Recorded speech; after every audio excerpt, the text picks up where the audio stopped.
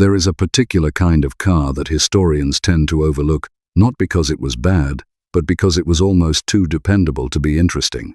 It never broke any speed records. It never caused a scandal. It never went bankrupt in dramatic fashion or inspired a passionate cult following the way a failed sports car might. It simply turned up every morning, started on the first crank, carried the family wherever they needed to go, and then did it all again the next day. For 8 years in a row. The Austin A60 Cambridge is exactly that kind of car. Introduced in October 1961 and built without interruption until 1969, it was the family workhorse of Middle England, the choice of school teachers, district nurses, traveling salesmen, and suburban fathers who needed something that would not let them down on a Monday morning. It was designed by one of the most celebrated studios in Italy, powered by an engine that mechanics across Britain quietly came to consider almost indestructible, and it sold 276,534 examples before British Leyland finally decided enough was enough. And yet ask most people today about the Austin A60 Cambridge, and you will likely be met with a polite, blank look, even from people who grew up in the back seat of one. So why does a car that sold in those numbers, that served so faithfully, and that earned such a formidable reputation for mechanical endurance, get forgotten, while flashier, rarer, and less reliable cars are celebrated as classics? That is the question we are going to answer today.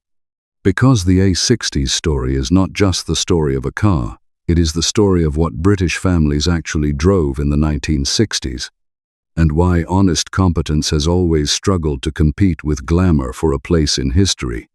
Stay with us. This one is worth your time. Section 1. Britain in 1961. The world the A60 was born into. To understand the Austin A60, you have to understand the moment it arrived in. Britain, in 1961, was a country in the middle of a complicated transition. The worst of post-war austerity was behind it. Petrol rationing was a memory of a decade past. But the country was not yet the swinging London of popular imagination either. That would come later in the decade. In 1961, most British families were practical, careful with money, and looking for a car that delivered solid value and solid reliability above all else. The motor industry was booming. Car ownership was expanding rapidly beyond the professional classes into the broader working and middle classes, and manufacturers were competing fiercely for the attention of buyers who, in many cases, were purchasing their first family saloon. Ford was challenging hard with the Cortina, which would arrive the following year. Vauxhall had the Victor. Roots had the Hillman Minx. The competition was serious, competent, and well-priced. Into this market, the British Motor Corporation BMC introduced the A60 as an evolution of the successful A55 Cambridge Mark II. The key word there is evolution, not revolution. BMC's management had taken a long, careful look at what needed improving, made those improvements methodically, and declined to change the things that were already working well. The result was a car that was genuinely better than what it replaced in every measurable respect: longer wheelbase, wider tracks, a larger and more powerful engine, improved suspension, and new styling touches without abandoning any of the qualities that had made the A55 a fixture on British roads.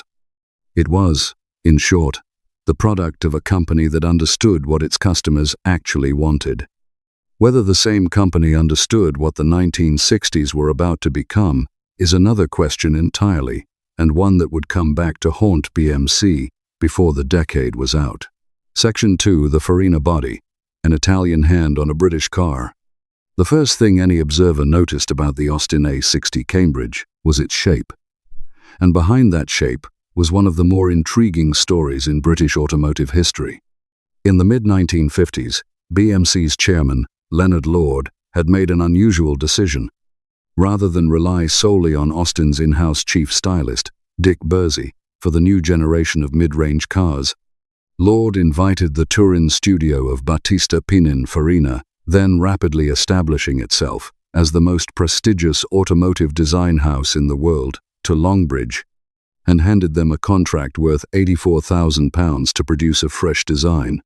The brief was simple: modernize the Cambridge range and give it a styling identity that would stand apart from the rounded, conservative shapes of the immediate post-war years. What Pininfarina delivered was the clean, upright, finned silhouette that became known within BMC as the Farina style. The rear fins were a direct nod to the transatlantic influence that was shaping European car design in the late 1950s, a restrained British interpretation of what Detroit had been doing for years. The A55 Mark II had introduced this style in 1959, and the A60 of 1961 refined it further. The fins were softened and reduced in aggressiveness. The grille was opened up and made wider and more welcoming, and new chrome side moldings were added to allow a two-tone paint option that became standard from the autumn of 1962. The interior received equal attention. A new fascia, with a simulated wood grain finish, replaced the plainer fittings of the A55. The seating was modified for greater comfort, and the overall impression inside was of a car that took itself seriously without pretension. You had oil pressure and water temperature gauges to watch, proper instrumentation rather than warning lights alone, and a parcel shelf behind the rear seats that could swallow a remarkable amount of the paraphernalia that British family life generated. Dimensionally, the A60 was a car of sensible proportions. The wheelbase stretched 8 feet and 4 1/3 inches. The overall length came out at 14 feet and 6 1/2 inches. The width was 5 feet and 3 1/2 inches, and the height measured 4 feet and 11.9 inches. These were not fashionable dimensions, and the A60 never pretended otherwise. 3 adults could sit across the rear bench. The wider rear track and longer wheelbase had made that possible for the first time, and the boot was large enough to accommodate everything a family needed for a fortnight's holiday at the seaside. Section 3. The engine that wouldn't quit. If the body of the A60 Cambridge was Italian by inspiration, the engine beneath it was as British as Coventry on a wet Tuesday, and considerably more reliable than that comparison might suggest. The 1,622 cubic centimeter, 4-cylinder, overhead valve B-series engine that powered the A60 was one of BMC's most important mechanical assets. It produced 61 brake horsepower at 4,500 revolutions per minute and 90 pound-feet of torque at 2,100 revolutions per minute. Those are not dramatic numbers. Nobody was going to mistake this for a sports car engine. But that was entirely beside the point.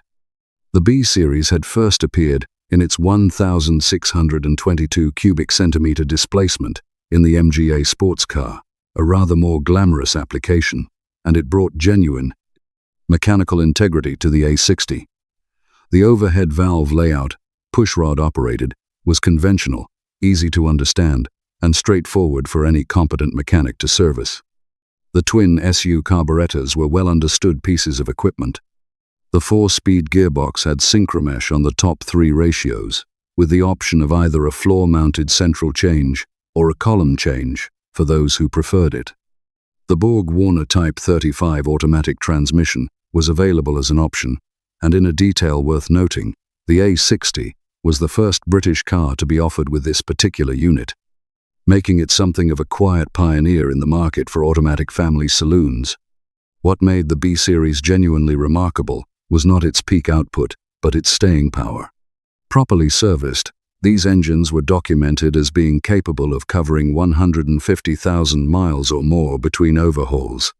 That figure was not marketing language. It was the accumulated practical experience of taxi operators, caravanning families, and fleet managers who ran a 60S at high mileage year after year. The Cambridge Oxford Owners Club's own documentation states it plainly. These engines were tough and long-lasting. Mechanics, who worked with them throughout the 1960s, developed a kind of quiet, professional respect for the B-series that other units of the era rarely earned. When the Motor magazine tested both versions of the A60 in 1961, they found the manual model capable of 80.4 miles per hour at the top end, with 0 to 60 miles per hour achieved in 19.8 seconds. touring fuel consumption came out at 25.1 miles per imperial gallon. The test car, the manual saloon, cost £883, including taxes of £278. The automatic was marginally slower, returning a top speed of 77.9 miles per hour and a 0 to 60 time of 24.9 seconds. And its test car cost £982, including taxes of £309. The diesel variant, available from November 1962, told a rather different story. Powered by a 1,489 cubic centimeter B-series diesel unit, producing just 40 brake horsepower at 4,000 revolutions per minute. It could reach 66 miles per hour at full stretch and took 39.4 seconds to reach 60. Overall fuel consumption was 37 miles per imperial gallon. The Cambridge Oxford Owners Club's description of the diesel experience is admirably candid. It was much slower, noisier, rougher, but more economical than the petrol car. Most diesel A60s went directly into the taxi trade, for whom fuel economy outweighed every other consideration. Very few survive today. Section 4. The taxi trade, where the A60 built its legend. If the domestic British market appreciated the A60 as a solid, dependable family car, the taxi trade took its appreciation considerably further. In the United Kingdom, the A60's combination of a roomy passenger compartment, an engine with a documented tolerance for high mileage, and running costs that a commercial operator could justify on a weekly balance sheet made it an obvious choice for fleets. Taxi operators, who could not afford the luxury of a car sitting idle in a garage waiting for parts, valued the A60's mechanical simplicity and the widespread availability of B-series spares above everything else. You could fix one on a Tuesday morning and have it back earning money by the afternoon. But it was in Hong Kong that the A60's reputation among working operators reached something approaching legend. In 1967, while the car was still in production, taxi versions of the Austin A60 accounted for nearly 17% of all car sales in the territory. That single fact caused BMC's total Hong Kong car market share to reach 28% that year. Think about that for a moment. A single model, in a single application, in a single overseas market, generating more than a quarter of an entire national market's car purchases. That does not happen by accident. It happens because operators trust a vehicle completely, because the mechanics know the engine inside and out, and because the car earns its keep every single day without complaint. The Hong Kong taxi figures are not widely known outside dedicated A60 circles, which is a shame, because they represent one of the more striking commercial achievements in British automotive export history of that decade.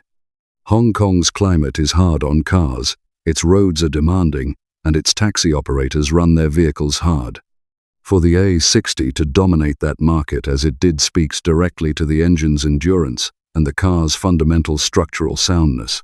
Section 5. Production, rivals, and the stubborn refusal to die.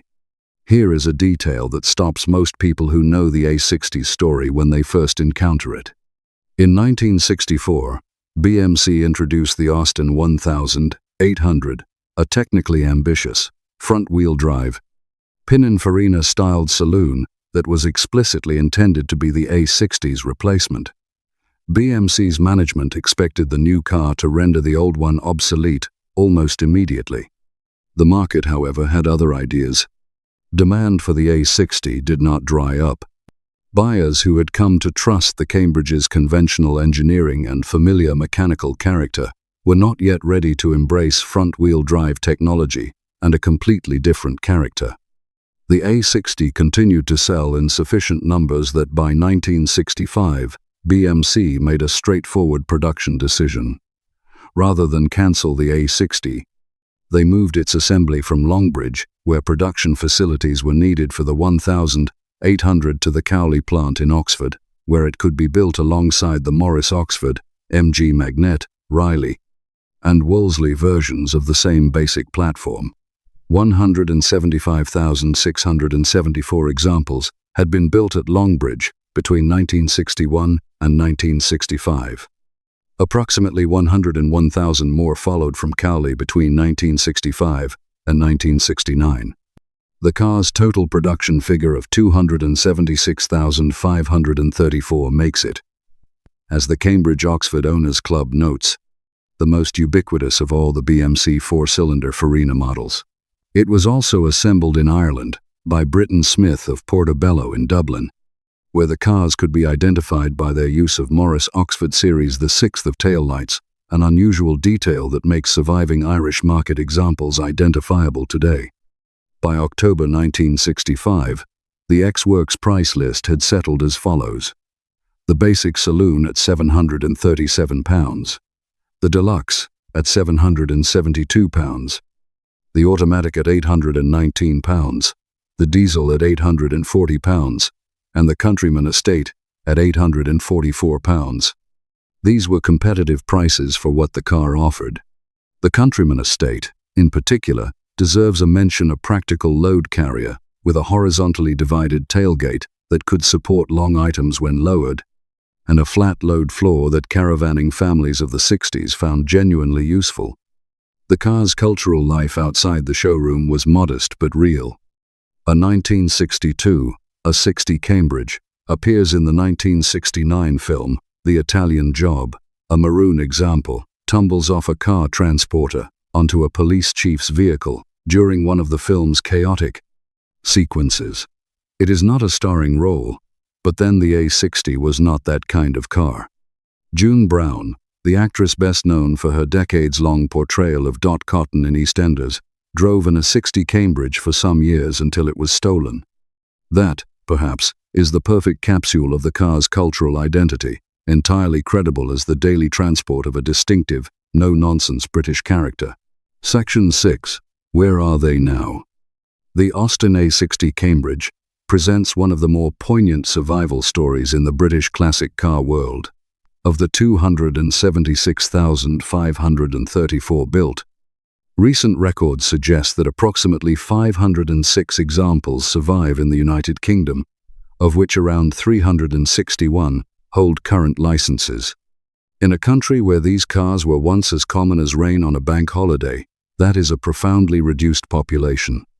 The reasons are familiar: rust, the economics of repair on a car that was never particularly valuable, and the fact that working cars tend to be used until they can no longer be fixed economically. The A60 was driven, serviced, driven some more, and then when its body finally succumbed to the British weather, scrapped without sentiment. Survivors are genuinely rare in proportion to the numbers originally built, and the estate Countryman versions are rarer still. Values have been rising.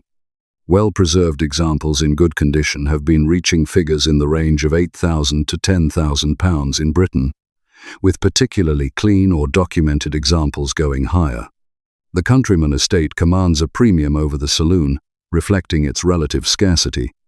These are not dramatic collector car prices, and the A60 remains accessible, but prices have risen appreciably over the past decade, and the trajectory is unlikely to reverse as the remaining cars become rarer. Mechanical parts are generally manageable through the Cambridge Oxford Owners Club and through the network of BMC specialists who continue to support the B-Series engine. That engine, after all, powered everything from MG sports cars to Morris Minors in various forms, and the supply chain for its components has proven remarkably durable. It is one final irony of the A60's story that the engine, the part most likely to outlast everything else, is also the part that collectors find easiest to source. The Austin A60 Cambridge was a car that did almost everything right without ever doing anything exciting. It was well styled, competently engineered, honestly priced, and thoroughly dependable. It carried British families through the whole arc of the 1960s, from Macmillan's relative optimism to the gathering economic complications of the decade's end, without complaint, and it earned the trust of working operators on the other side of the world in the process. What it could not do was compete for attention against the cars that the decade chose to remember. The Mini, the E-Type, the Lotus Cortina. These were the automobiles that 1960s Britain decided would define its motoring identity in memory. And the A60, despite its 276,000 examples, despite its Hong Kong taxi dominance. Despite its B-series engine that refused to wear out, simply carried on being useful rather than glamorous, and slipped quietly from the collective memory when its time was up. That is not a failure. That is, if anything, a rather admirable quality in an automobile. The men who maintained these cars, the taxi drivers who clocked 250,000 miles in them, and the families who relied on them, understood something that the history books tend to miss. A car that does its job without fanfare, year after year, is not a boring car. It is a very, very good one. Now we would love to hear from you. Did you learn to drive in an A60? Did your father have one on the driveway? Perhaps you remember riding in the back as a child, face pressed against that side window, while the B-series ticked along at cruising speed, without the faintest complaint. Tell us your story in the comments. These cars survive in memory, even when they no longer survive on the road. If this video has been worth your time, please give it a like. It makes a genuine difference in helping us reach more people who share this passion for the cars that actually shaped British motoring history, not just the ones that decorated the poster on the bedroom wall. And if you have not yet subscribed, this is a good moment to do that. There are many more stories ahead, and we would be glad to have your company for all of them. Thank you, truly, for watching. You are the audience that makes this work worthwhile.